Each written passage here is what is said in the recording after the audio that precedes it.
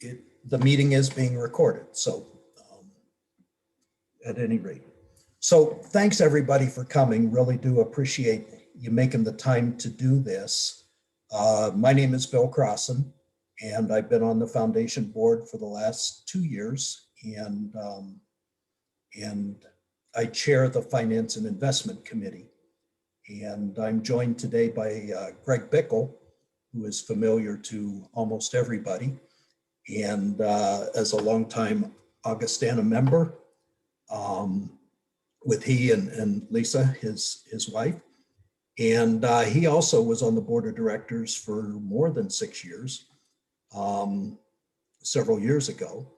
And he is a financial consultant at Thrivent and provides investment advice, insurance, banking, and other information, as well as information about generosity programs, which I think is something unique to Thrivent, which will, I hope, be of interest to us. So I really appreciate Greg's willingness to do this, and he will have the bulk of the presentation because he's the expert in this area and I'm more or less the facilitator. So at any rate, thank you, Greg, for doing this. My pleasure. This is, as everybody knows, the 50th anniversary of the foundation. And we set forth a couple of objectives when we decided to make a big deal out of our 50th anniversary. The first thing we did want to do is celebrate the accomplishment. Being around for 50 years is no small thing. And so we wanted to recognize and acknowledge that and all the hard work that has been done in these many years to make this a successful and important part of Augustana's mission. We also wanted to use the opportunity to raise funds. We think that the foundation does some really good work, and we want to make sure people understand what that work looks like and how it takes place. And but we do want to raise money in this year when we can focus on the foundation. And finally, we did want to provide a fair amount of education as to what the foundation does, how it works, and how the place it fills in the Augustana Church mission. And so we wanted to provide that information as well. So these lunch and learn sessions, there are 3 of them, this being the first one, is especially aimed at that educational element. And but also talk a little bit about fundraising, and also maybe in the course of this we'll have some fun, and that will be a cause of celebration. So I will start sharing my screen here, I hope. So can you see my screen?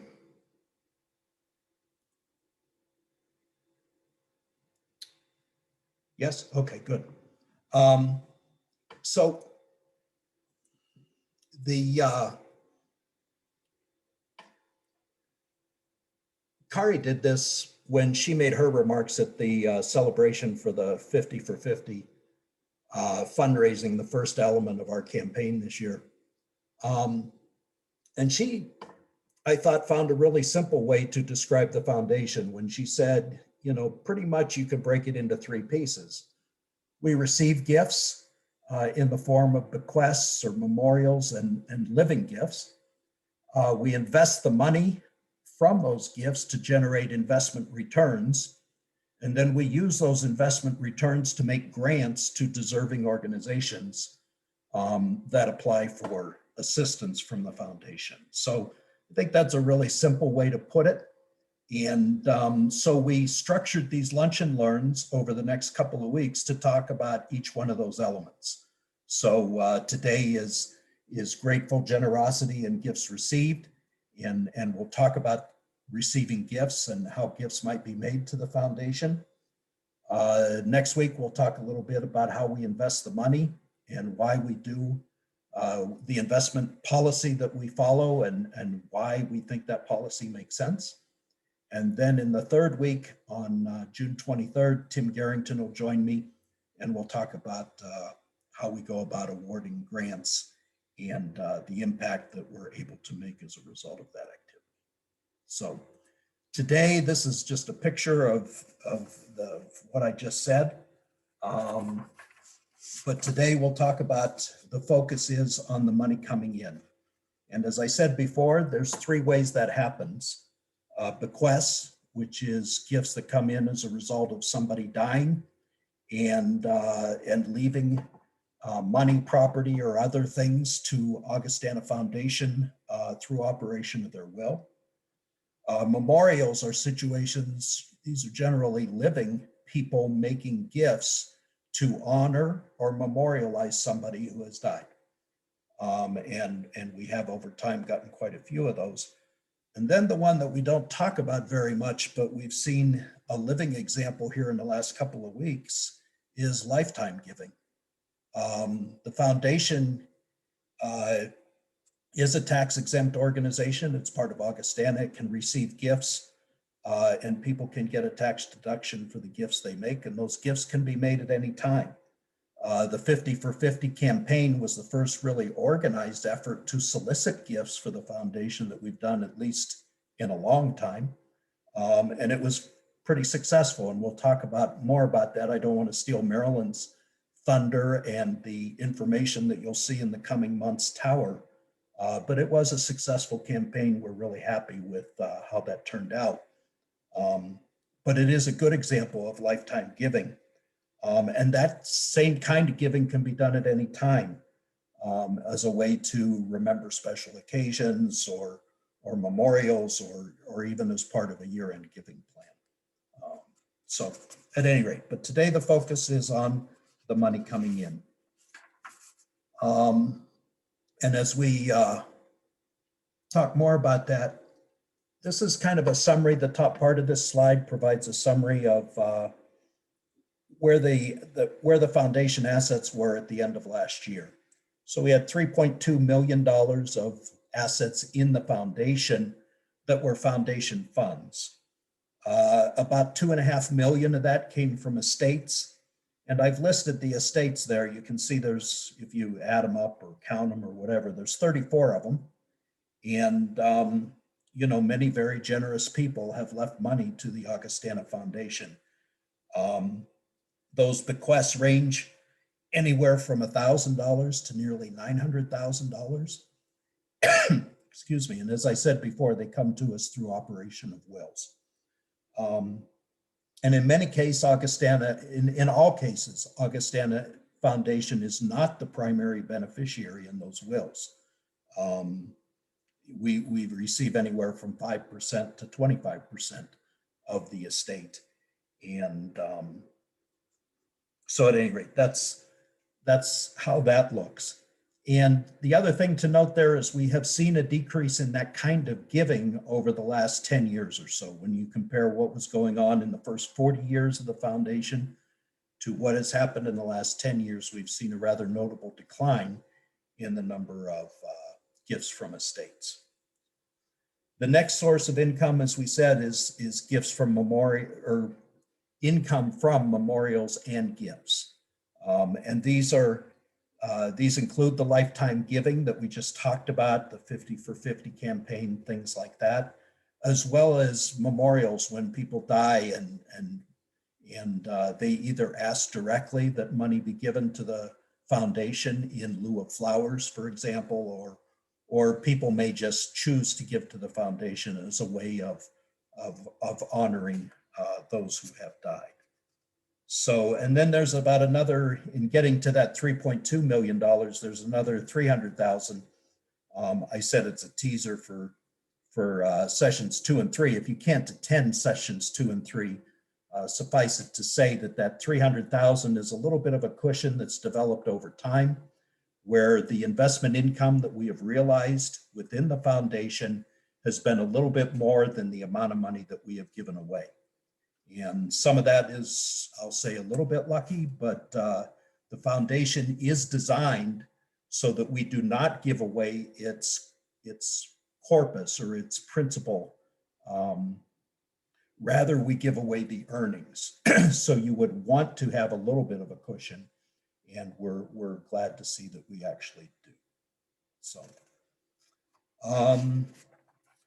The next slide, wanted to spend a minute. I think sometimes there's some confusion about, why give to the Augustana Foundation? What does that mean compared to giving to the church or to the Early Learning Center or even one of the dedicated ministry funds that we have? So what we've attempted to do on this slide is describe, Augustana and how it's structured and and the types of entities or missions that people can donate to. So the first one and the most important one, I will say, is the church. Without the church, nothing else exists in this context. And so we need to support the church.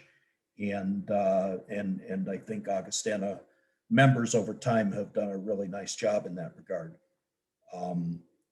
Then the Augustana Early Learning Center, I think everybody is familiar with that. I'm not going to read you what I wrote there, but it is our outreach to provide service to children and families. And I think they've been very successful and done a nice job over time. And then the Augustana Foundation, which we're talking about today. And it's different insofar as we use income from the gifts we receive to fund the grants, as we talked about before. As you may know, Augustana also has 6 dedicated ministry funds, and I've listed them there in the first bullet. So you can see what those are. These funds are very targeted in what they do. They're administered by 3-person committees. The head of each of the ministry areas is the chairperson of that committee. And they determine how those funds should be spent, but they need to be spent consistent with, what the fund is set up to do. And then there's a little bit of statement there about charitable giving, which I think reflects what we all already know. So the next slide then talks a little bit about why choose to give to the foundation as opposed to the church or any of the other entities that we just mentioned. And as I said, gifts to the foundation are very different from gifts to those other entities. When you give to those entities, you're basically supporting an annual budget or maybe some projects plus the annual budget. And that money will be given away or will be used to further whatever it is that group is doing. The foundation, on the other hand, has to maintain the gifts that are given to it and then uses that investment income to fund grants. So in theory, and in practice so far, a gift to the foundation will basically fund in perpetuity gifts to other organizations.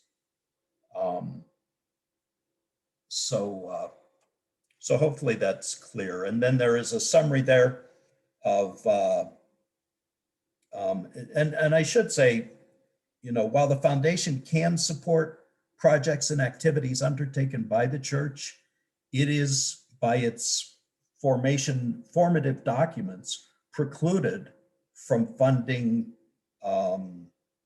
ongoing budget needs of the church or even ongoing giving commitments of the church, like to the synod and things like that. So at any rate, for example, the foundation did give money to restore the bells 10 years ago as part of the 40th anniversary celebration of the foundation.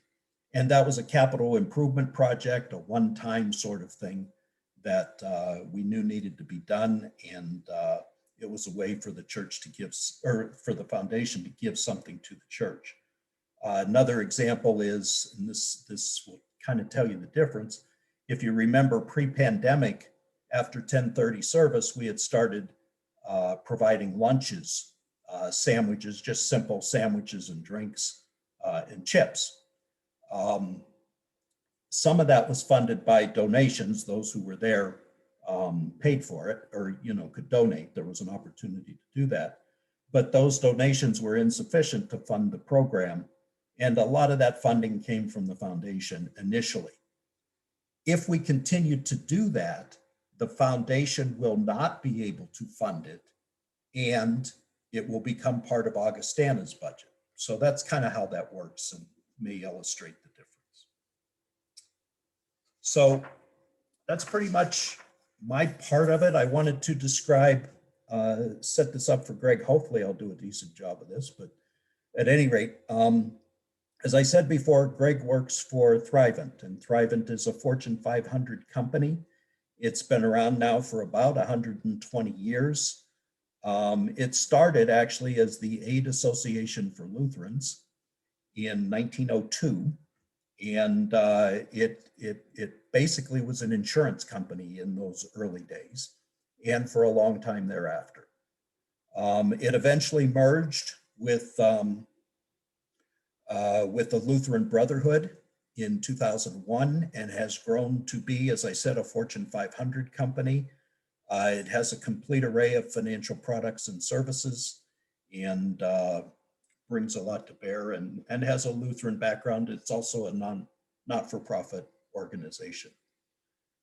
Recently, and we've kind of ebbed and flowed the relationship between Augustana and Thrivent over time, but recently council approved a new relationship with Thrivent, and you can read about that there.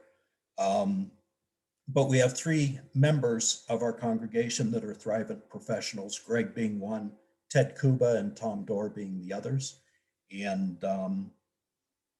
so we are going to leverage those assets, if you will, Greg and his peers, to help provide financial counseling and other information to Augustana members.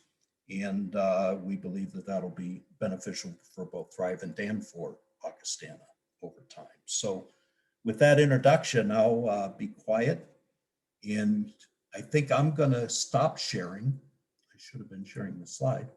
I'm going to stop sharing, and I think Greg is going to take over sharing his screen, and he will give the balance of the presentation. So, Greg? Yes, Bill.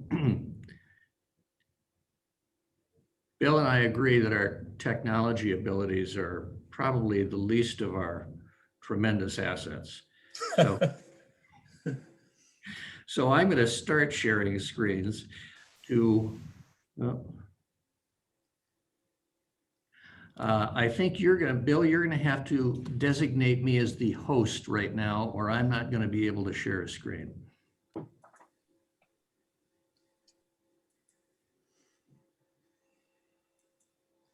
Okay, Greg, I've done it.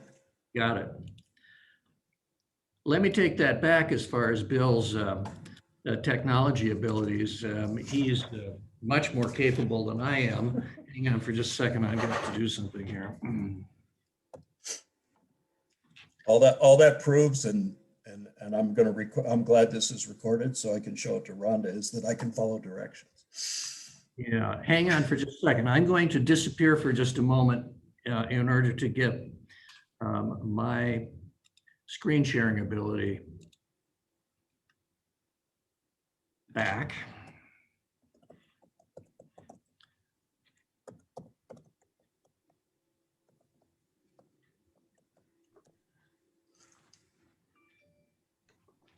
So we've had a couple of other people join. I'll say, well, while we've been doing this, Betty, I hope you were able to get in easily, but maybe you weren't. And Sue Ann is also on the phone. It was a challenge. Was it? I'm sorry.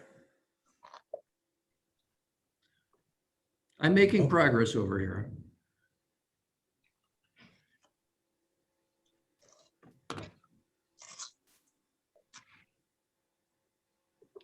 Bill told me I had 20 to 25 minutes to speak, and I'm using up a portion of that time right now.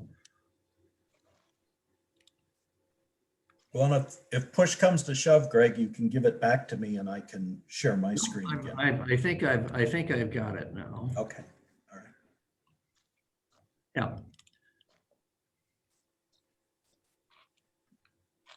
There we go. Okay, so Bill had introduced me as a Thrivent financial representative, and that's a position that I've had for not quite 20 years now. He also told you a little bit about Thrivent. Thrivent is a fraternal benefit society. It used to be solely for the purpose of providing services to the Lutheran community. About 8 years ago, it widened its scope and now provides financial services to the Christian community. It dawned on us that many people who are Christians are not so concerned about what denomination they worship in any longer, but they still strongly identify as Christians. And so with that in mind, Thrivent, the successor organization to Lutheran Brotherhood and Aid Association to Lutherans, widened its mandate. And so now the fraternal society that it services is anybody who claims to be a Christian. So when you become a Thrivent benefit member, you actually sign a statement stating that you believe in all of the pieces of the Apostles' Creed, which prohibits some groups from participating. Having said that, so Thrivent is a full-service financial services company. We do things a little differently than the Vanguards and the other financial services companies out there, Fidelity, Schwab, et cetera, in that to us, money is a tool. It is not the goal. It is a tool for our benefit members so that they can accomplish their goals. What my job is to help my benefit members be wise with money so that they can feel financially secure, so that they can lead generous lives. And that's it in a nutshell. That being the case, our relationship with Augustana Foundation fits perfectly, because that's exactly what the foundation's purpose is. It's to encourage people to be generous so that the foundation board can make wise decisions on how to best use the financial resources it has at its disposal. Thrivent has a charitable side to it. That charitable side used to be called Lutheran Community Foundation. That name changed a few years ago to In Faith Community Foundation, and that name changed within the past few months to be called Lutheran Charitable Impact and Investing. The shortened version is Thrivent Charitable. The reason I bring that up is because some of the giving that we're going to talk about is basically only available to people if they have access to an entity like Thrivent Charitable. We'll talk about that in a little bit. But let's first talk about, why do people give money? They give money to the foundation to make a positive impact on the Augustana community, whether that's within the church or outside the church.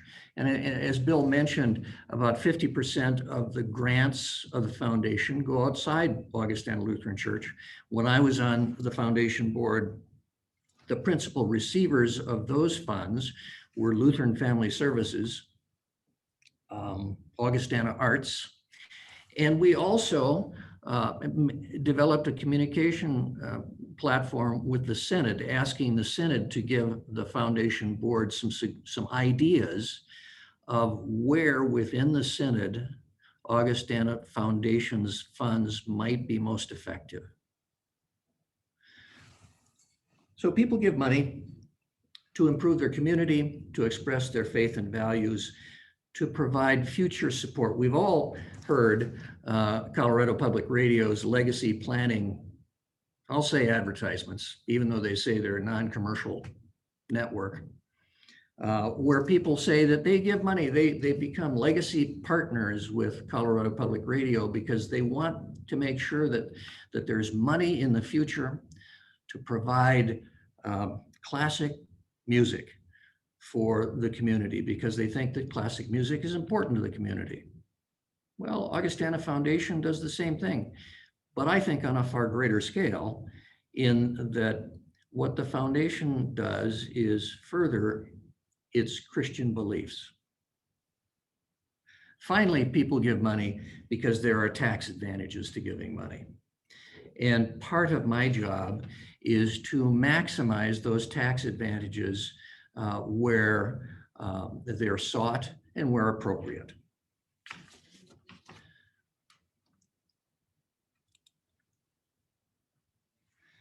So people give money in various ways.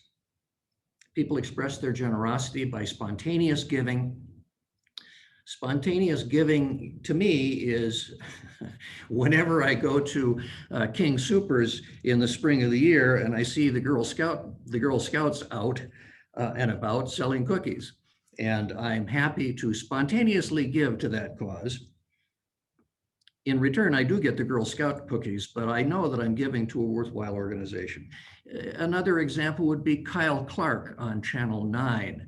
I don't know if you watch Channel 9, but Kyle on a weekly basis has some worthwhile nonprofit that he's seeking to enhance by encouraging small gifts from his viewership. The next type of giving is intentional giving. And the best example I can come up with of intentional giving is Augustana Lutheran Church's stewardship campaign. Every year, the members of Augustana are encouraged to make a stewardship plan. That would be an idea of intentional giving. And finally, we come upon planned giving. And that's what we're going to spend the bulk of our time talking about today.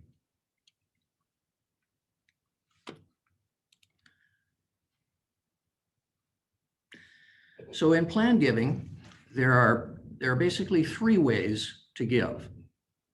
And that's has to do with the timing of the gift.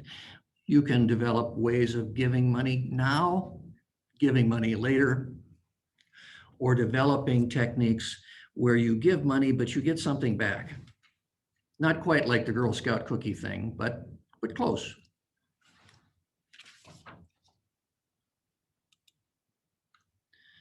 The first of those methods was giving now.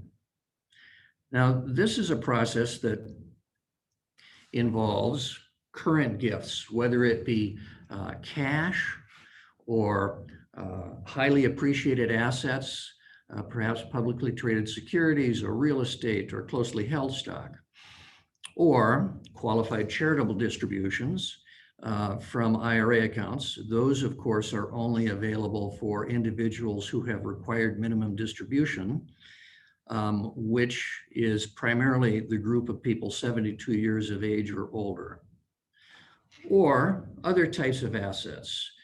Crops or farm equipment. You can tell that Thrivent is an agrarian organization, or limited partnerships or limited liability companies. And people make these sorts of gifts because they want to provide charitable support while they're living, while they can enjoy the impact of that charitable support. Or they want to give assets, highly appreciated assets, in a way that doesn't cause them to realize long-term capital gains. So for tax planning purposes. Now, the next bullet point, they wish to include family and giving decisions. That's a topic that's beyond the scope of what I'm going to talk about today. That's more in the nature of charitable foundations, which many people are interested in. And which can be useful or helpful to the foundation. All current gifts are eligible to some degree or another for potential charitable tax deductions. Most of these kinds of gifts can be accomplished directly by an individual with the foundation.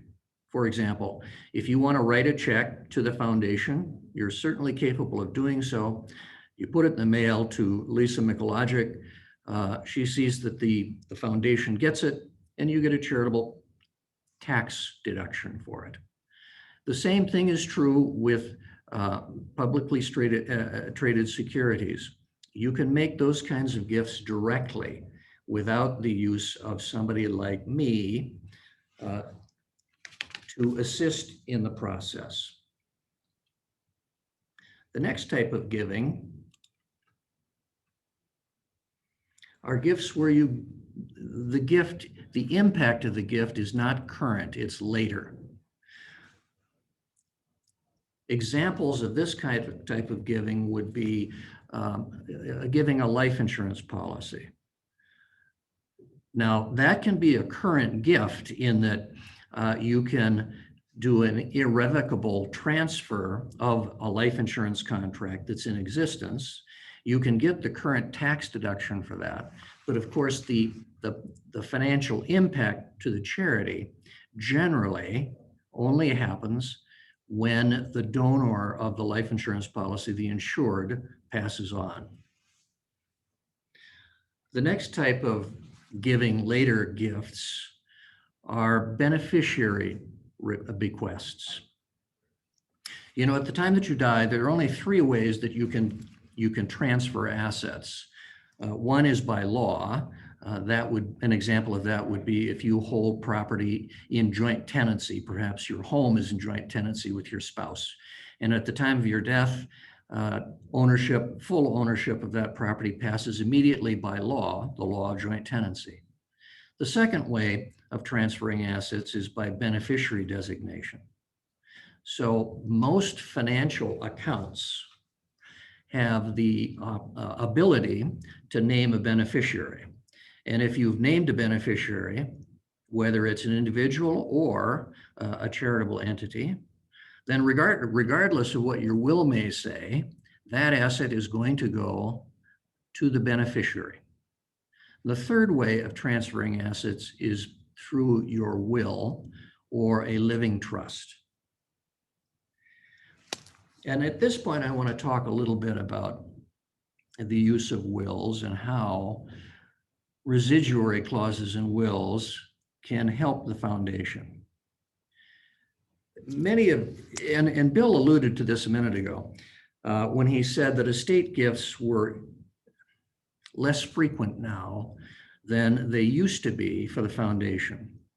And one of the reasons for that is that many of those estate gifts came from people who Garrison Keillor would call Norwegian bachelor farmers.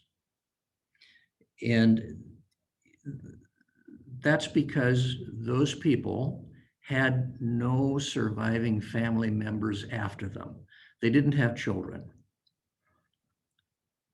And so it was pretty easy for those individuals to say, well, somebody has to get these financial assets. It may as well be Augustana.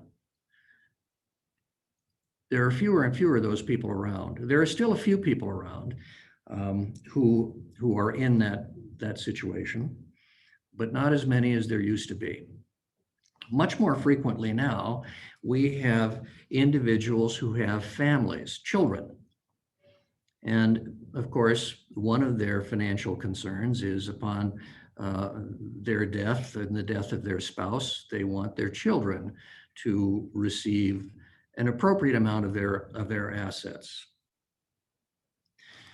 One of my clients, who's an Augustana member, came up with the idea, and I don't know if this was his idea or their idea, it was a couple, but they decided that rather than divide their estate among their 4 children, they were going to divide their estate in fifths. They were going to provide for the equivalent of an additional child. that additional child being charity. And so they divided their assets in the residuary clause 5 ways, leaving a share to each of their surviving children and a share to charities. And they provided specific charities within the will. I thought that was pretty effective. One of the smartest clients that I've ever had the pleasure of working with, and also an Augustana member, is in that situation. And he has 4 children. They have 4 children. And they decided that they would do something a little different. And what they did in their will was say, you know, look, we've got children and we want to make sure that our children are okay, but we also are charitably minded. And so what they did in their will was, in the residuary clause, they provided that the first $1 million of their assets, and by the way, this is only after the surviving spouse has passed away.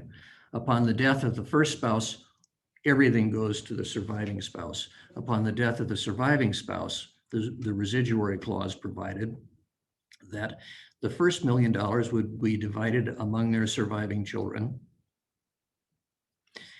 And then if their estate was larger than that, anything left over would be divided, and they said 40% to charitable entities and 60% to their children. And in that way, they made sure that their children were going to be okay, but they were also able to provide generously for the charities that were near and dear to them. And I can tell you that both Augustana Lutheran Church and Augustana Foundation are 2 of the charities that they have named in their wills. The problem with doing this in your will is if you change your mind on which charities you want to leave money to, you need to revise your will or trust. And that means, for most of us, retaining the services of an attorney and paying legal fees every time you want to make that change. There's another way of accomplishing all of that is free, and that is through the use of a charitable foundation. So you name the charitable foundation as the beneficiary in your will, and then in the documents that you have with that charitable foundation, you name the individual charities that you want to benefit. And then if you decide that you want to change the percentages to the charities, or you want to add a charity or delete a charity, you do that through changing those documents with that charitable foundation, which is a free transaction. No need to engage the services of attorneys for that sort of thing. And so it gives you a greater degree of flexibility.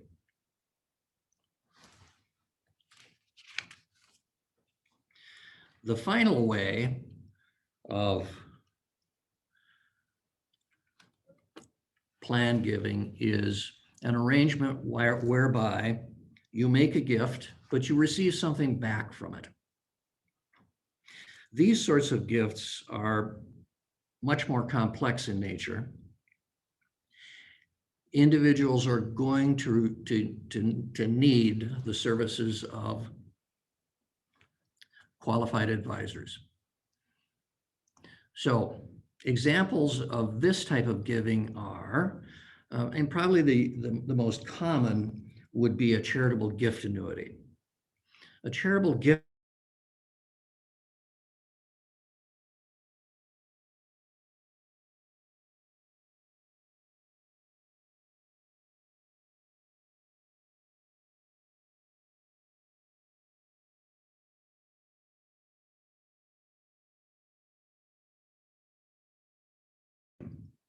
an income stream for their life or an income stream for their life and the life of their spouse. Those gifts can be either immediate in the, let's say, for example, an individual says, hey, I've got $1 million of highly appreciated stock. I want to turn that into a gift annuity. My wife and I need an income stream from that stock. But at the same time, we'd like to make a charitable contribution. So what they would do is they would enter into a contractual arrangement with a charitable foundation saying, here's the stock. They transfer the stock to the charitable foundation. The charitable foundation sells the stock, takes the money, and provides an annuity for the donors. That annuity can start either right away, in which case it's an immediate annuity, or it can start sometime in the future, in which case it's a deferred annuity. And there are options in between that, so flexible deferred annuities. A charitable gift annuity provides an income stream that is constant for the donors. That is, it's the same amount year after year after year after year. It lasts until the donor or donors have died. And then whatever's left of that $1 million goes to the charity. Those kinds of charitable gift annuities provide an immediate tax donation or tax deduction for the grantor. Less common are charitable remainder trusts. Charitable, and there are a number of charitable remainder trusts. There are CRATs, there are CRUTs, there are flip CRUTs, there are NIC CRUTs, and there are NIM CRUTs. And all of them have a few things in common. That is that they are all dependent upon the creation of a trust. Now, unlike a charitable gift annuity, there is no legal obligation to make payments to the donors from that charity, from the trust. Instead, the trust will take assets,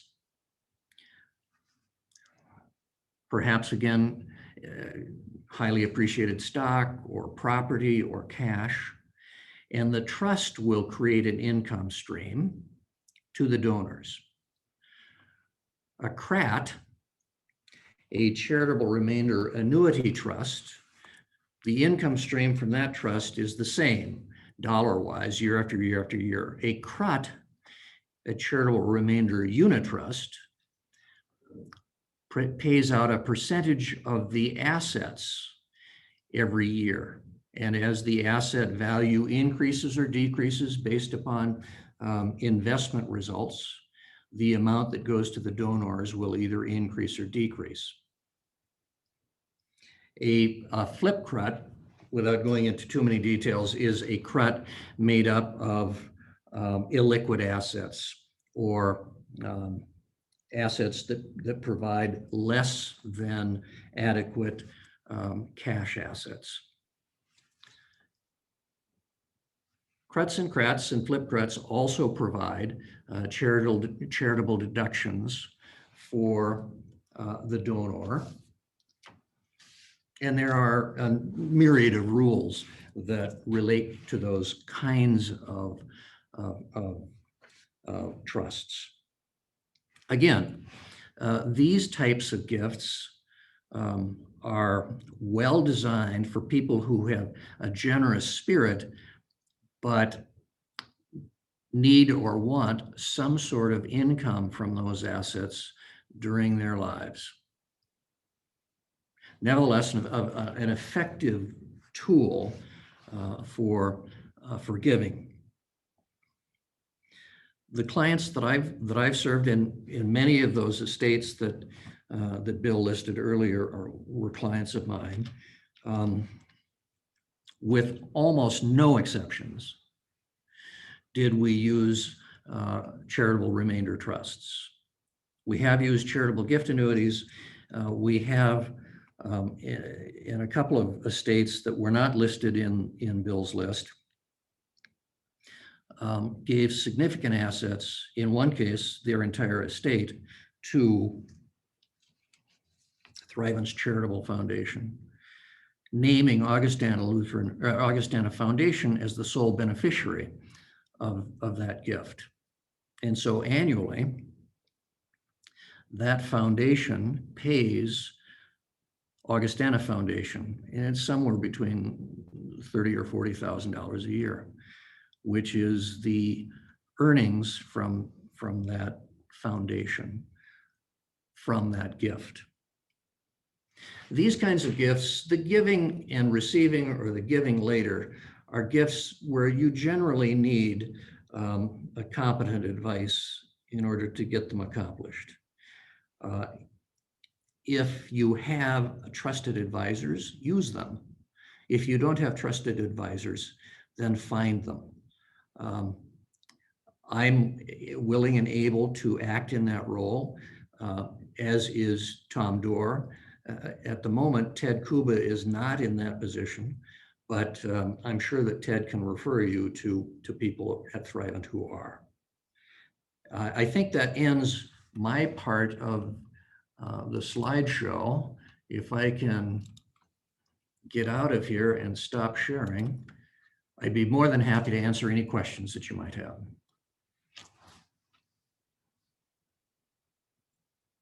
Or maybe I should just turn it back to you, Bill. Why don't I do that? I'll turn it back to Bill.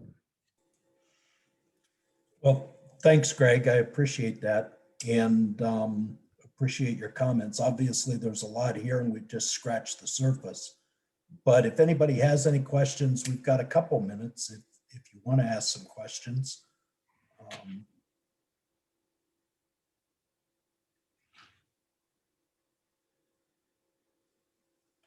So it was perfect, Greg.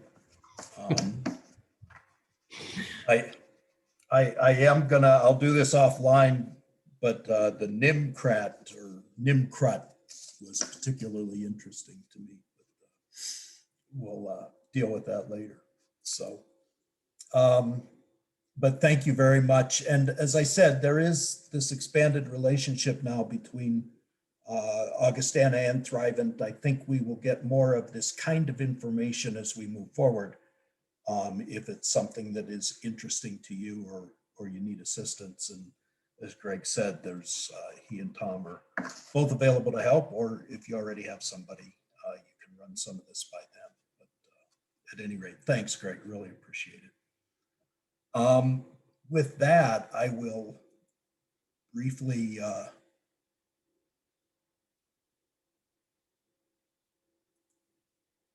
I'm not sure I can share this actually.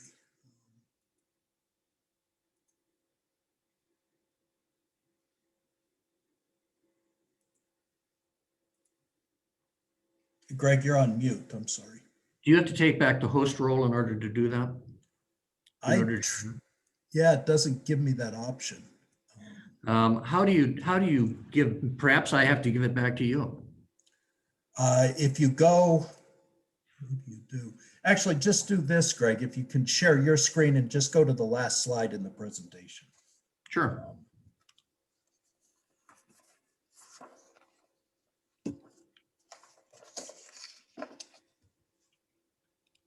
Perfect. Thank you. So again, appreciate everybody's time and attention today. Hopefully this was interesting and even a little enjoyable, but hopefully it was interesting and educational. In terms of wrap up, just kind of wanted to remind people, Kari covered a lot of this when she spoke at the 50 for 50 celebration event, but we still have a couple of things that we're doing yet this year. We have a couple more of these lunch and learn session, and the next one is next Wednesday, and we'll talk about fund management and investing wisely. Lisa Mikulajic, and who is, everybody knows, the finance administrator at Augustana, and Michelle Soriano, who is the investment advisor to the foundation, will be joining me, and we'll go through the investment policy and how we invest the money and what that's looked like over time. The other thing is we have a couple more big activities. This 3-minute grant competition is something we hope will be really interesting. You know, we historically have used a written application process to where if people want money from the foundation, they complete a written application that's available on our website.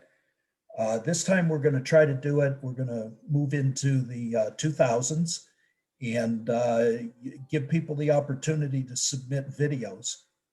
They will be brief, three minutes or so. That's why it's called a 3-minute grant competition, but a 3-minute video describing what it is that you do, what it is that you want from the foundation, and how you would use the grant that you might get from that. And then we will announce the awards from that, the grants that we decide to give from that at the gala, which is the last thing that we will do.